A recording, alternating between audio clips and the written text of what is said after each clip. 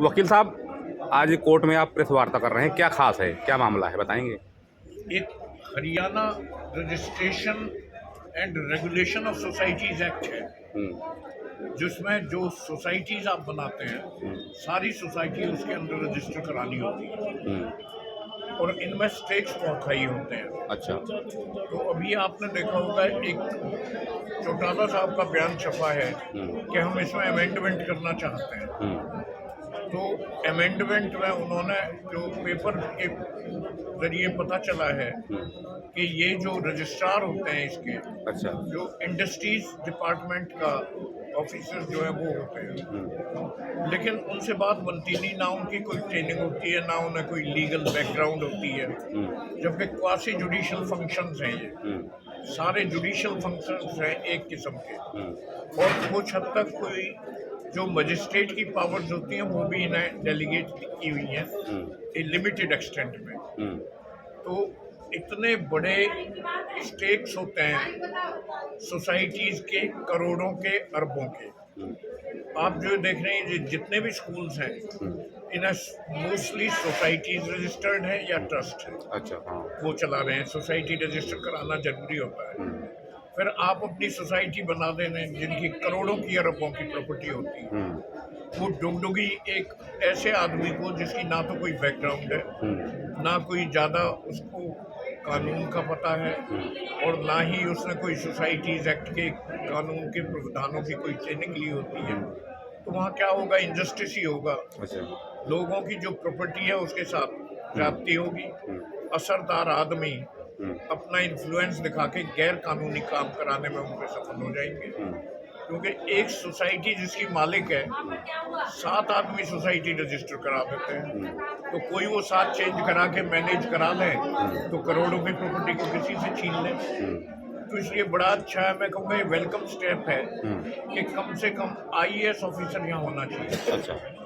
यहाँ रखेंगे तो अपील में भी स्टेट लेवल पे फिर इन्हें आईएएस ऑफिसर रखना पड़ेगा, और आगे सेक्रेटरीज तो होते ही के सीनियर आईएएस हैं जिनके आगे फर्दर अपील जाती है। तो इस महकमे में आज के दिन सबसे ज़्यादा भ्रष्टाचार है। उसकी वजह यही है कि जो इनएफिशिएंट आदमी हैं उन्हें इसका रजिस्ट्रार बना के उनके हाथ में डुगडुगी दी हुई है।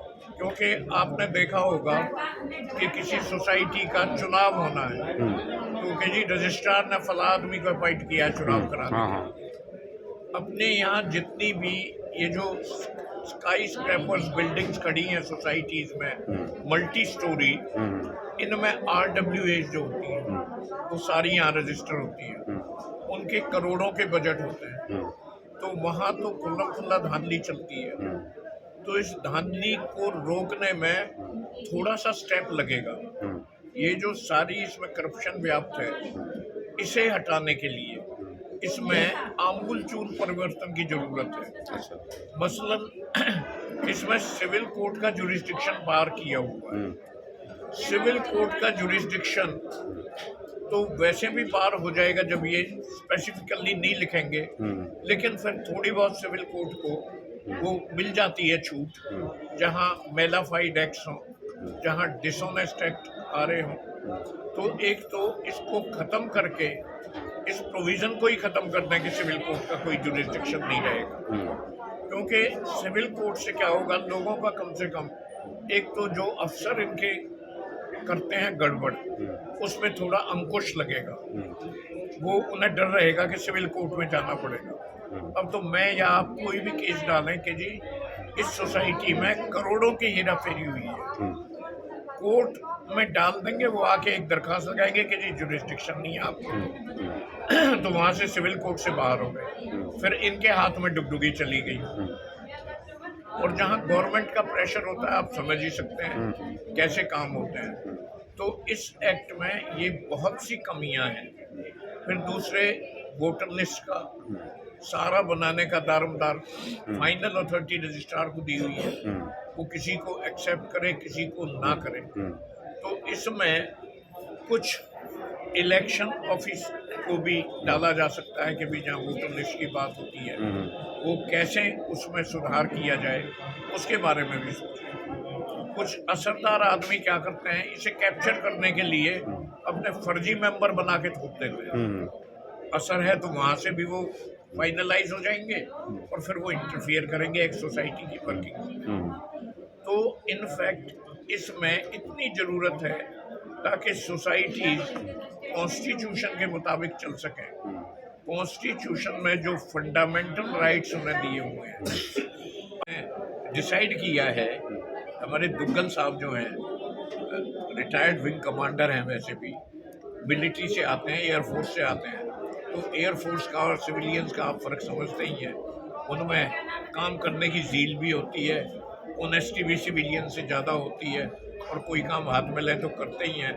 हम सब इनकी मदद से एक ड्राफ्ट बना के भेजेंगे गवर्नमेंट को कि भाई इसमें आप ये अमेंडमेंट करिए ताकि पब्लिक को कुछ फ़ायदा मिल सके और इनकी हैरेसमेंट से लोग बच सकें। आपने देखा होगा बहुत हैरेसमेंट होती है हमारे लोगों को, तो उससे बचने के लिए और सोसाइटीज़ की स्मूथ फंक्शनिंग के लिए, ताकि झगड़े टंटे ख़त्म हो, इसलिए बड़ा जरूरी है। तो इसमें ये स्टेप। जी सर, आप भी कुछ कहेंगे? सोसाइटीज़ जो है, सोसाइटी के जो आजकल फरीदाबाद में जो ट्रेंड देखने को आ रहा है, ज़्यादातर दबंग लोगों ने सोसाइटियाँ बना रखी हैं और उस पर वो एक तरफा कब्जा बनाए रखना चाहते हैं। यहाँ तक कि मेंटेनेंस डिपार्टमेंट भी उन्होंने अपने हाथ में ले रखी है। RWA बना के उनमें भी अपने आदमी को घुसा देते हैं। तो जो ये परिवर्तन अभी चौटाला साहब ने कहा कि भी हम जो है अमेंडमेंट करेंगे, तो अमेंडमेंट करना बहुत ज़रूरी है ताकि असल जो लाभार्थी हैं, जो रेजिडेंट्स हैं या सोसाइटीज़ एक्ट के तहत जितनी भी सोसाइटीज़ आती हैं, उन सब लोगों को उसका फ़ायदा मिल सके। इसीलिए जो है सरकार को चाहिए कि भी वकीलों से भी वो इस बात की राय लें और हमारी जो सोसाइटीज़ की जो कुछ साथी हैं, जिनमें हमारे कमांडर दुग्गल साहब जी भी हैं, तो हमने इनको भी ये कहा है कि हम आप सब अपनी अपनी राय देके इनको देंगे और वो एक ड्राफ्ट बना के सरकार को भेजें ताकि सरकार उस पर गौर कर सके और जो लाभार्थी हैं उनको असल लाभ मिल सके। इसके साथ साथ जो है सरकार अभी जैसे शर्मा जी ने बताया, सिविल कोर्ट को इसमें जो है पावर आनी चाहिए ताकि जो IAS ऑफिसर्स भी हैं, एक तरफा अगर वो सरकार के दबाव में कोई फैसला ले लेते हैं तो उस पर जो है अंकुश लग सके। दुग्गल साहब, कमांडर साहब, आप कुछ कहेंगे? अविनाश साहब कुछ अपने बताइए। जी, मैं बाबूजी के जो शब्द हैं उन्हीं को कंटिन्यू कर रहा हूँ। पहले क्या होता था कि सॉरी, जितने भी स्कूल रन होते थे वो अंडर सोसाइटी एक्ट रन होते थे। सोसाइटी एक्ट का इतना बड़ा वाइड रोल नहीं होता था। सिर्फ स्कूल या लोग वेलफेयर के लिए जो काम करना चाहते थे उसके अंडर में सोसाइटी को रजिस्टर करते थे और फिर अपने वेलफेयर के काम या स्कूल उसके लिए सोसाइटी के एक्ट के अंदर रजिस्टर करते थे। बट जब से ये एसोसिएशन फॉर्म में आई है, बिल्डर्स ने फ्लैट बनाना शुरू किए हैं और उसके बाद अपना हैंडओवर उसकी मेंटेनेंस के लिए RWA को हैंडओवर किया है, तब से सोसाइटी एक्ट का एक बहुत बड़ा रोल है इसके अंदर। अब होता क्या है कि एक 7 लोग मिलकर एक सोसाइटी को फॉर्म करते हैं और उस फ्लैट के अंदर, जिसके अंदर 700 से लेकर 1000 से लोग रह रहे हैं, चाहे वो ऑनर हैं या रेंट पर हैं, उनके जो डिसीजन है वो उन 700 लोगों पे इफेक्ट कर रहे हैं जो कि सिर्फ 7 लोगों ने लिए हैं। कुछ ऐसे डिसीजन है इसके अंदर जिसके लिए उन लोगों की बिना परमिशन के अपने ऑर्डर इम्पोज कर दिए गए हैं, जिसके लिए ना तो उनसे पूछा गया है कि क्या ये सही है या गलत, ऐसा कुछ नहीं किया गया। कई बार ऐसी सोसाइटी रजिस्टर्ड होती है जिसमें क्या है, घर के ही मेंबर होते हैं और घर के ही डिसीजन होते हैं और जो आमतौर पे जो लोग होते हैं जो उसको मतलब देखते हैं, उनका कोई भी मतलब ना कोई उनकी विचारधारा या फिर कोई भी विचार लिए नहीं जाते। जी, ऐसा उस केस में होता है जिस केस में एजुकेशनल सोसाइटी है या फिर किसी वेलफेयर के लिए बनी है। RWA की सोसाइटी में ऐसे केस ना के बराबर होंगे, क्योंकि RWA में जितने मेंबर हैं कोई किसी का रिलेटिव नहीं है, ज़्यादातर लोग बाहर के हैं, उन्होंने प्रॉपर्टी परचेज की है।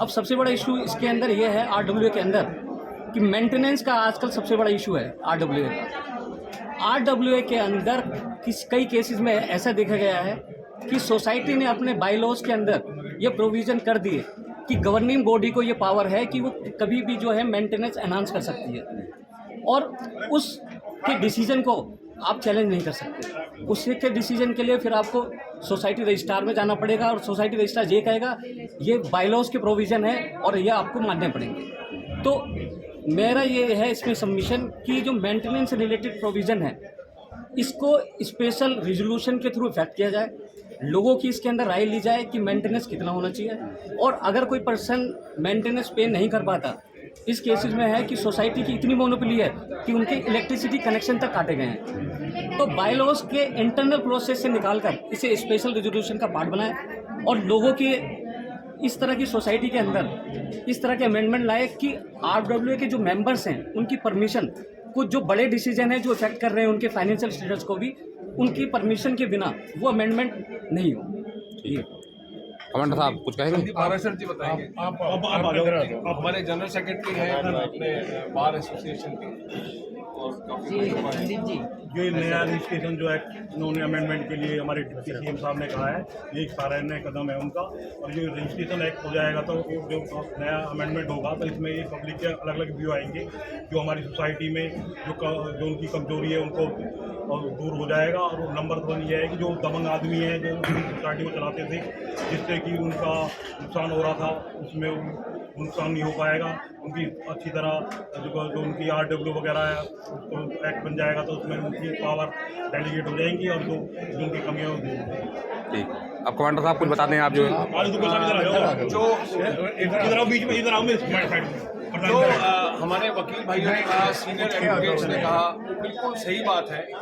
और ये काफ़ी दिन से मंत्रणा चल रही थी एडवोकेट्स में, जो कि सोसाइटीज़ में प्रैक्टिस करते हैं, HRERA में प्रैक्टिस करते हैं और अलग ट्रिब्यूनल्स में जाते हैं, पर्टिकुलरली सोसाइटीज़ जो RW हैं या एजुकेशनल इंस्टीट्यूशन प्रैक्टिस करते हैं। काफ़ी दिन से ये बातें कर रहे थे, काफ़ी मेल भी भेजी गई डिप्टी सीएम को, इंडस्ट्री डिपार्टमेंट को, कि इसमें आमूलचूल परिवर्तन करने चाहिए जैसा सर ने कहा। लगभग 1.5 साल पहले बादशाहपुर के MLA अपने जो राकेश दौलताबाद साहब हैं, वो एक अमेंडमेंट लेके आए थे, उन्होंने प्रपोज भी किया था और वो प्राइवेट मेंबर्स बिल था। इसको कंपाइल करने में हम लोगों ने हेल्प की थी। मेनली काम तो राकेश दौलताबाद जी और उनके टीम ने किया था। इस बार ये बहुत अच्छी बात है कि गवर्नमेंट कह रही है कि हम लेते हैं, लास्ट टाइम तो रिजेक्ट हो गया, ये तो बहुत अच्छी बात है। और मैं तो एक शॉर्ट में कहूँगा कि यहाँ एडवोकेट्स बैठे हैं, ये जो वीकर सेक्शन है, जो ऐसे लोग हैं जो अपने आप को डिप्राइव्ड समझना शुरू कर देते हैं क्योंकि कुछ खास लोग कंट्रोल कर लेते हैं, उनको हेल्प करने के लिए सभी एडवोकेट्स हैं। तो इन लोग हमारी सबकी इनकी लीडरशिप में एक पहल है कि इसको और स्ट्रेंथन किया जाए, इसको और मजबूत किया जाए। इन शॉर्ट हम लोग HRRS एक्ट को हर एक्ट का एक शॉर्ट फॉर्म बना देते हैं, उसको हम हरास एक्ट कहते थे, HRRS हरास एक्ट। और जो रजिस्ट्रार होता था उसको कहते थे HRRS एक्ट कौन मैनेज करता है, वो कहते रजिस्ट्रार, उसको हमने हरासर का नाम दिया।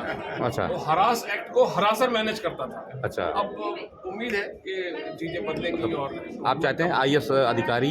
जी हाँ, आप चाहते हैं ना कि IAS अधिकारी IAS अधिकारी हो, जैसे सर ने बोला, उनको एक फॉर्मल ट्रेनिंग होती है। अच्छा, मसूरी में उनकी ट्रेनिंग होती है, या इवन HCS ऑफिसर को भी कुछ हद तक ट्रेनिंग होती है। उनको मालूम है कि पिटीशन कैसे एक्सेप्ट करना है, कैसे सुनवाई करना है, और कुछ law of the land apply होता है। पर कुछ लोग ऐसे पेनिट्रेट कर जाते हैं, अपने हाथ में उनके कंट्रोल में पावर आ जाती है कि you show me the face, I will show you the rule. वो ये फिलॉसफी फॉलो करना शुरू कर देते हैं, जिससे कि आम आदमी को बहुत नुकसान होता है। ठीक है बोलता, थैंक यू।